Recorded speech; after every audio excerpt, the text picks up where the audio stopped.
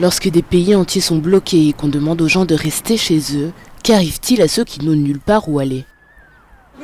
L'épidémie de coronavirus a détourné l'attention du monde de la détresse de personnes comme Pascal, qui vit dans la rue depuis 5 ans. Je travaille dans le bâtiment. Et ça a plus marché ? Non, parce que j'ai fait un AVC. Et puis, j'arrive pas à parler de la journée. Ouais.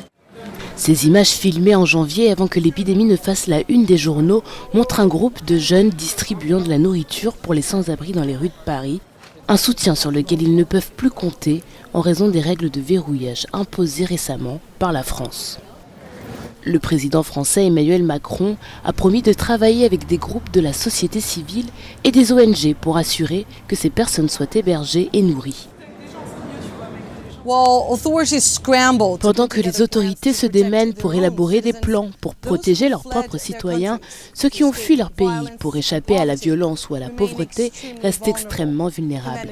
Les organisations humanitaires préviennent qu'une épidémie parmi les communautés de migrants et de réfugiés serait dévastatrice.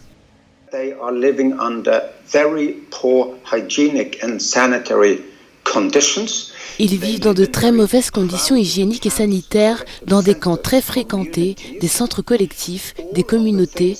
Toutes les choses qui font que le virus se propage, ils y sont exposés. Nous tirons la sonnette d'alarme, il doit y avoir une montée en puissance des moyens avant qu'il ne soit trop tard. De l'eau, de l'assainissement, des campagnes d'hygiène, décongestionner les camps et bien d'autres. Sur l'île grecque de Samos, près de 8000 personnes sont entassées dans un camp construit pour 600 personnes à l'origine. Les médecins disent que le virus serait impossible à contenir.